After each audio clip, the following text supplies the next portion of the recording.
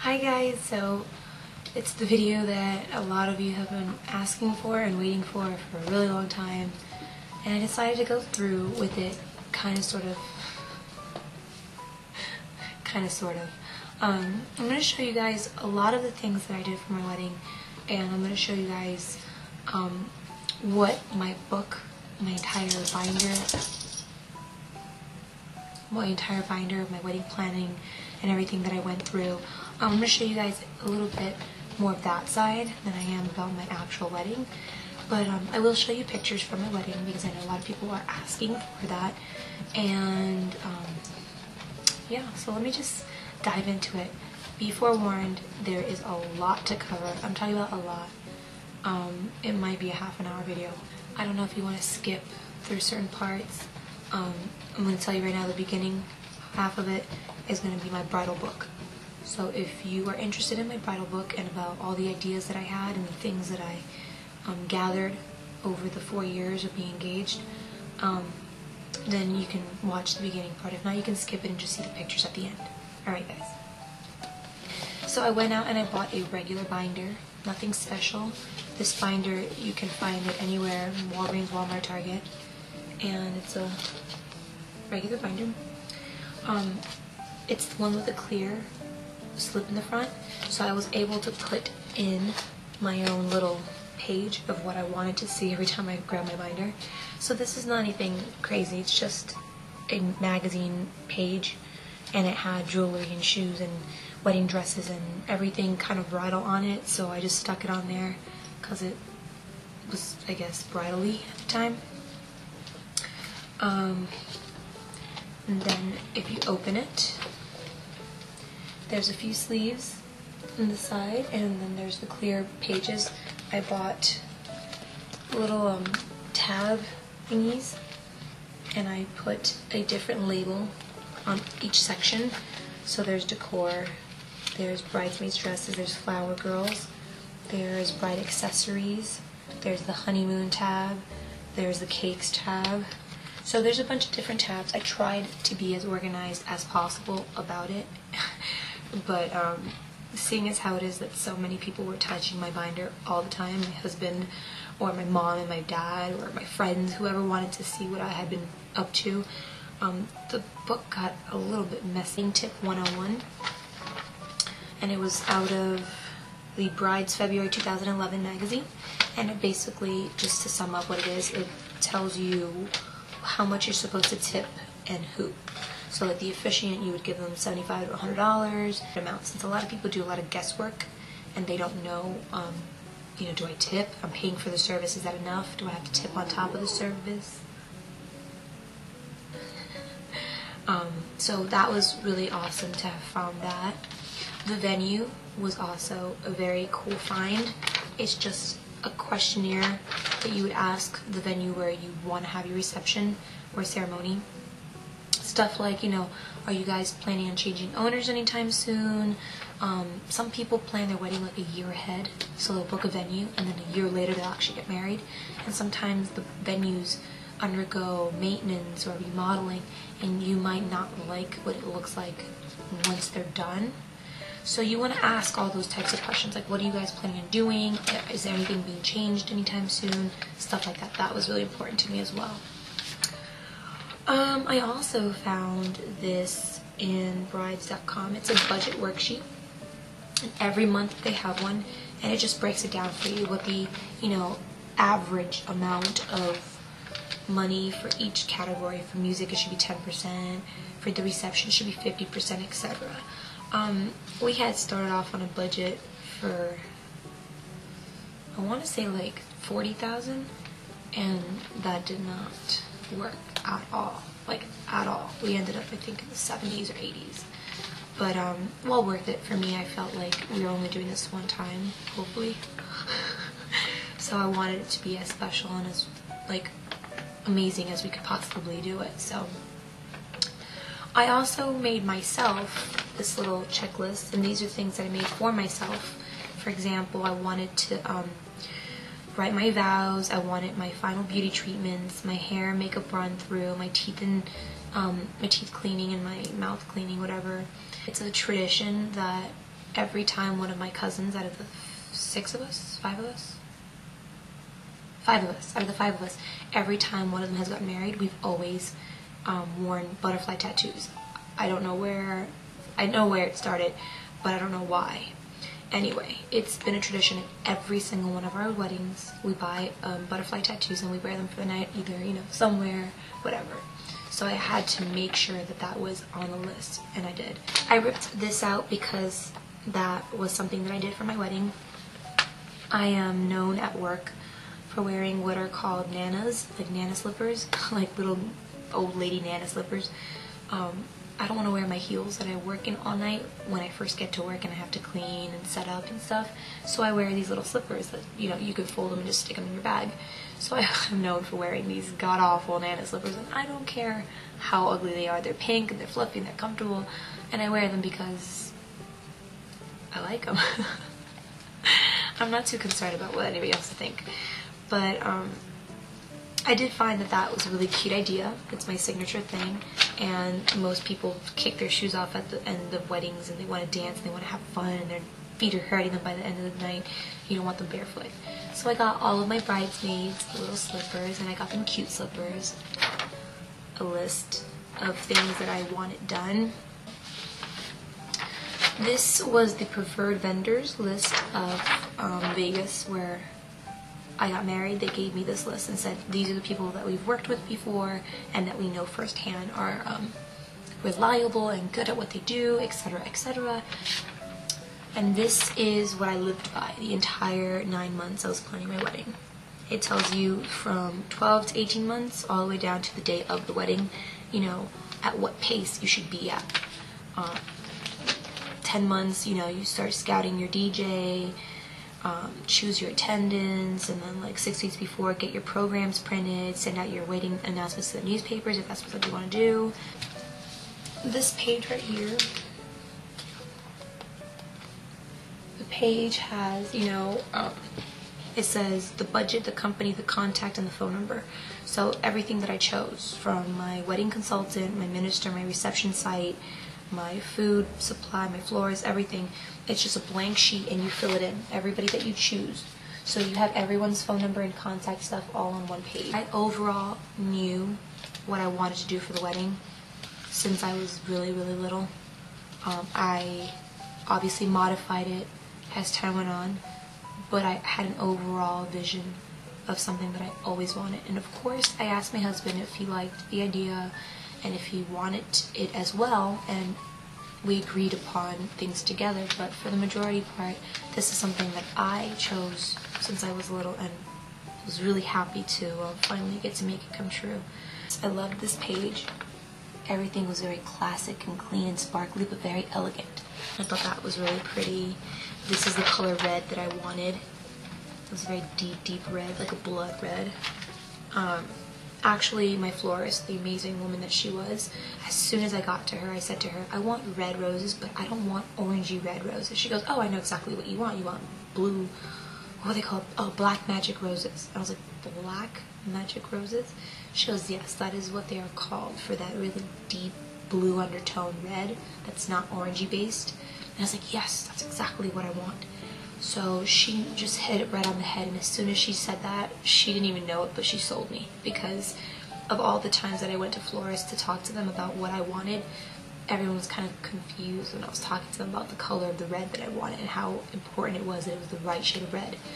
And as soon as I said that to her, she knew exactly what I wanted. She knew the name. She was like, you can tell she was good at what she did. So this invitation is the same kind of concept, that brown, and this brown, I don't know if it's coming up on the camera or not, actually has gold glitter shimmer in it. It's beautiful. I love this invitation. And it has little scroll details, and it was really pretty, and it is different than just your normal invitation. It flaps open, and then it contains cards and everything. So we had our H for our last name, and we had everything done, slip that holds things, and each one of these tabs are different. So it gives you a map on how to get to our actual wedding. Then it gives you accommodations, you know, where can you stay while you're in town for our wedding. We opted to give them a choice of either staying at our hotel where we got married, or they can stay, you know, somewhere else in Vegas. Raise your glass for the reception. It tells you what time the reception is going to start and what ballroom. And then kindly respond, and this is the yes or no, coming or not coming card. As for cake designs, I knew I wanted very elegant scrolls on it with color and stuff like that. I liked the detailing on that cake. And I knew that I wanted roses in between each tier. That was something that I always knew was going to happen. I was just obsessed with roses for my wedding. And actually my cake ended up looking very, very similar to that. The next tab is honeymoon. So I ripped out this page called Flight Plan. And this one is from Brides, December 2010. And I just saw a lot of crystal stuff on here, like the holder and stuff like that. And earrings. I fell in love with these earrings. And then bride only. This is my bride only tab. I told my husband every time he went through the book for any reason, I was like, you cannot go in that tab. Do not touch it. So, for the wedding dress, I wanted 2 wedding dresses. I knew this since day one. When I was 15 or 16 and I had my quinceañera, which wasn't technically my quinceañera because I wasn't allowed to celebrate birthdays, I wore this big old poofy dress, and the big old poofy dress restricted me all night from being able to have fun like the way I really wanted to with my friends. And that was a godsend for me because I was like, okay, when I get married, I know what to do. I'm buying 2 dresses. I'm buying one for the ceremony and one for the reception. So I ripped out a bunch of different dresses on here. I ripped out a bunch of different dresses from magazines and I put them in here. Some of them are for the ceremony and some of them are for the reception. I feel like I'm such a petite person. I'm 5'4", and you know, I just want it to be beautiful on my wedding day, but without feeling like the dress owned me. So I kept thinking about doing a short dress. And my husband's like, no, I want you to wear the big poofy gown. I want you to be all traditional. And I was like, alright. So in my mind, I was like, alright, I'm going to do it for him. But for him, I lied to him for the whole 9 months, and I told him I was doing a short dress. So I ripped this one out from the magazine because I thought it was really pretty. I was like, that's my wedding dress, and I'm going to pretend like that's the one. So anytime that like the book got left open, or if I opened the book, I would accidentally open it to this page. And he'd be like, did you see the wedding dress? Oh my god, I hope you didn't see the wedding dress. So he really in his mind thought that my dress was that short. And I surprised him on my wedding day. This dress that I ended up buying for my wedding day was the dress that I picked out the day after he proposed to me. I had 4 years of buying bridal magazines every week, every month. I was obsessed with going online and looking at wedding dresses, but no matter what I came across and what I saw, I really, truly, honestly, in my heart, felt like this was my favorite. So I went to bridal stores and I tried on gorgeous dresses, anywhere from $500 to $10,000. I actually tried one on that was $10,000, and it was beautiful and I wanted it. But I said, I'm not even like close to having tried on all the different dresses that I could possibly choose from. So let me continue to look. So I go to this bridal boutique called Bowties Bridal out here in Las Vegas. And I said, well, let me just buy some magic chance. Let me see if they have that dress that I had picked out 4 years ago. And they did. And she said it was one of their best sellers. And I was like, wow, okay. I don't feel stupid. A lot of people like the dress. So I asked her if I could try it on, and she let me try it on, and I was sold right then and there on that day. I said to her, this is the one. I want to make minor changes to it so that it's unique and it's only mine, and I can feel like I felt unique on the day of, and I wasn't just wearing a carbon copy like everybody else. So her and the tailor that works there actually helped me make the dress more unique and the way that I wanted it.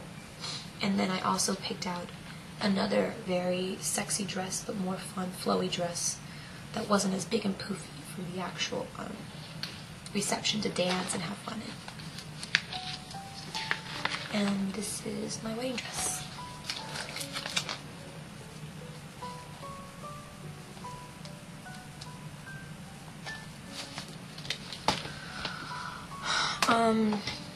My wedding dress, I believe, $3,500. I'm gonna say 4,000, just even, because I feel like there was something else that oh yeah, it was definitely 4,000 after everything that I added to it, the diamonds and etc. etc. It was a lot more than what I had originally paid. But these were a few of the things that I fell in love with. I wanted something flowy like that for the reception. That one kind of looks like the one that I ended up with, but it was this less poofy version. I liked it. I kept falling into the same pattern. I liked that one. Very princessy. And there was the one that I told him. My husband's aunt and mother found this online and they ordered this for us, and I thought this was beautiful. I loved it. It's a little diamond ring, and it was exactly what I would have picked out for myself. They gave that to us for Christmas. And then my husband and I went to Michael's to find something that we needed for the wedding. I forgot what it was. And we ran across these, and we decided to go with these rather than the other ones we had picked out at the beginning. It's a matching set. And they were fairly inexpensive. I think it was like 20 bucks and then 10 bucks for each pillow.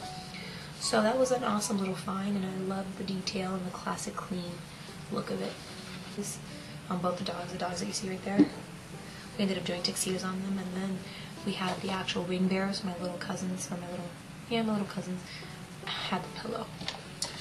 This is my garter. I had special custom made. I don't think you can have this made because it's one of a kind. But this was a few $100s, and I loved how antique-y it looked. It just had a very beautiful antique feel to it, and it had its something blue. Inside of there's a little blue ribbon. And I thought that was so neat. They really did go all out for me, and I loved it. It was beautiful and elegant. As for my shoes, I wore the Louboutins, and I actually bought these, and then I bought another pair with a closed toe and a higher platform. And I wasn't sure if I wanted the open toe or the closed toe for the wedding, and I ended up going with the closed toe. They're somewhere in the house, I don't know. And then for my actual perfume on the wedding day, I went with Jennifer's Still. Very floral, very elegant. I love this perfume, and I think it's the ultimate like bridal scent. I love it. Extremely floral and extremely dreamy. Like, oh, you smell it and you just feel happy. So, and I thought it was a really cute idea that it has a little ring on it. I just felt like that was sold. I was sold, and I've been wearing this for years. And then for the actual wedding gifts, not wedding gifts, what do you call it? Favors, the wedding favors. We got these, and they're frames and they're coasters. So the back of it has like a little tab that you pull out, and it can become a frame or it can be a coaster for your drinks.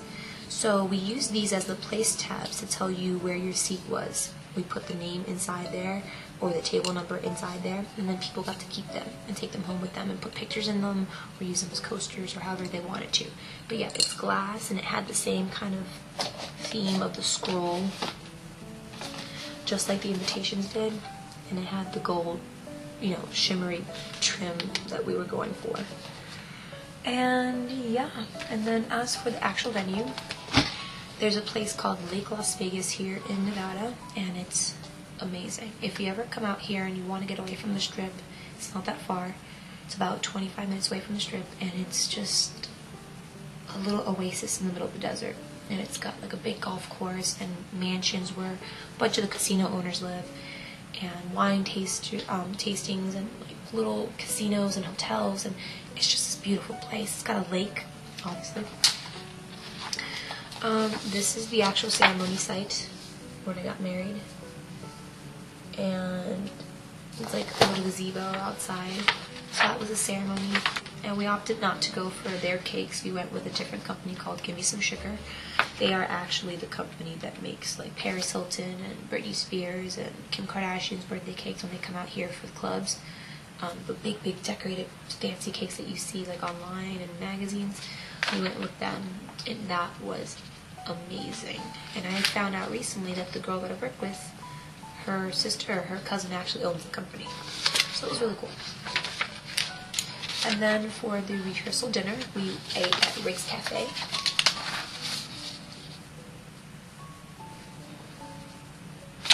Very nice little restaurant within the hotel, not too far away from